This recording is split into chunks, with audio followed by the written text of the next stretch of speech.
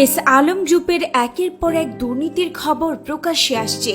এবার জানা গেল বেনামে ঋণ নিয়ে ৭,৯২৪ কোটি টাকার খেলাপি ঋণের পাহাড় গড়েছে সোশ্যাল ইসলামী ব্যাংক। দীর্ঘদিন সেই তথ্য গোপন রেখেছে ব্যাংকটি, আর এই কাজে সহায়তা করেছে খোদ কেন্দ্রীয় ব্যাংক। এস আলম গ্রুপের মালিকানাধীন ব্যাংকটি প্রভিশন ঘাটতির ফলে লভ্যাংশ ঘোষণা করতে পারছে না। এদিকে ইসলামী ব্যাংকে হামলার ঘটনা ঘটেছে, সেখানেও অভিযুক্ত এস আলম গ্রুপ। শোনা যাচ্ছে সরকারের মদদে লুটপাটের সর্বোচ্চ শিখরে পৌঁছেছিল এই গ্রুপটি, যার ফলে সোশ্যাল ইসলামী ব্যাংক ও ইসলামী ব্যাংকেও এ দুর্দশা।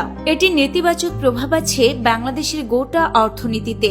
গবেষকরা বলছেন, বাংলাদেশে ব্যাংক খাতে প্রভাবশালী ব্যক্তি বা রাজনৈতিক প্রভাবের কারণে জবাবদিহিতার সংস্কৃতি গড়ে ওঠেনি, ফলে এই খাতে লুটপাট বেড়েই চলেছে।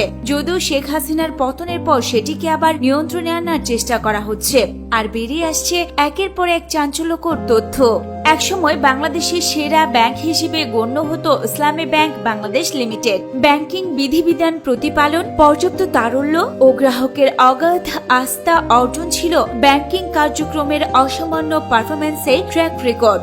এমনকি ২০১৫ সালে দেশের মোট প্রবাসী আয় বা রেমিটেন্সের ২৭% এসেছিল এই ব্যাংকের মাধ্যমে।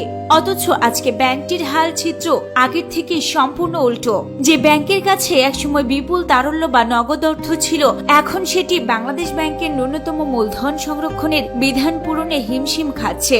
এমনকি জরুরি তহবিলের জন্য হাত পাততে হচ্ছে কেন্দ্রীয় ব্যাংকের দ্বারে। তাদের এই হালের জন্য অনেকেই দায়ী করেন এস আলম গ্রুপকে। দিনে দিনে ইসলামী ব্যাংক নিয়ন্ত্রণ নিতে থাকে এস আলম গ্রুপ। রাজনৈতিক প্রভাবের কারণে জবাবদিহিতার সংস্কৃতি গড়ে ওঠেনি, ফলে এই খাতে ক্রমশ লুটপাট বেড়েই গেছে। তবে আওয়ামী লীগ সরকারের পতনের পর ক্ষমতা হারিয়েছে প্রভাবশালীরা, তাই এখন দেখা যাচ্ছে অন্যরকম চিত্র। এদিকে প্রকাশ্যে আসে এস আলম গ্রুপের মালিকানাধীন সোশ্যাল ইসলামী ব্যাংকে লুটপাটের খবর। জানা যায়, বেনামে ঋণ দিয়ে ৭,৯২৪ কোটি টাকার খেলাপি ঋণের পাহাড় গড়েছে সোশ্যাল ইসলামী ব্যাংক। দীর্ঘদিন সে তথ্য গোপন রেখেছে ব্যাংকটি, আর এই কাজে সহায়তা ছিল খোদ কেন্দ্রীয় ব্যাংক। রাজনৈতিক মদত কাজ করেছে এখানেও। বাংলাদেশ ব্যাংকের এক গোপন প্রতিবেদনে এমনই ভয়াবহ তথ্য উঠে এসেছে, যেটি ঢাকা পোস্টের তরফ থেকে প্রকাশ্যে এসেছে। বলা হচ্ছে, ২০২৩ সালের ডিসেম্বরের শেষে সোশ্যাল ইসলামী ব্যাংকের খেলাপি ঋণ প্রায় ৯,৫৬৮ কোটি টাকা।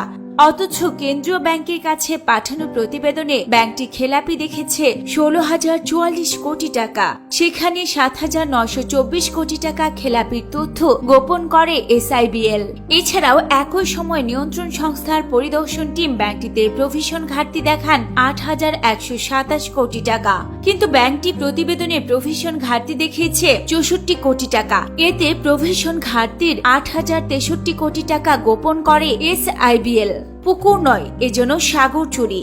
বিশাল অঙ্কের এই খেলাপি ঋণ ও প্রভিশন ঘাটতির এই গোপন তথ্য করতে সহায়তা করেছে কেন্দ্রীয় ব্যাংকের এক ডেপুটি গভর্নর।